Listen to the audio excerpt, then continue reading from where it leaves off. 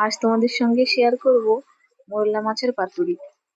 তাহলে মাছটাকে প্রথমে ভালো করে কেটে ধুয়ে নিতে হবে। তারপর একে একে হলুদ, নুন, টমেটো, পেঁয়াজ, আলু, কাঁচা লঙ্কা, সর্ষের তেল সমস্ত উপকরণ দিয়ে ভালো করে মাখিয়ে নিতে হবে।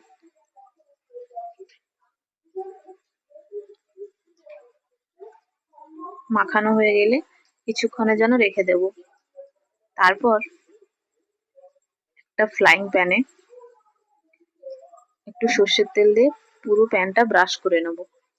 ব্রাশ করা হয়ে গেলে কলা পাতা দিয়ে কলা পাতাটাতেও ব্রাশ করে নেব। তারপর ম্যারিনেট করা মাছটা দিয়ে একটু মেলিয়ে নেব। মেলানোর পরে কলা পাতাগুলো দিয়ে কিছুক্ষণের জন্য মাছটাকে সেদ্ধ হতে দেবো। গ্যাসটা একদম লো ফ্লেমে রাখতে হবে। এক সাইড হয়ে গেলে আরেক সাইড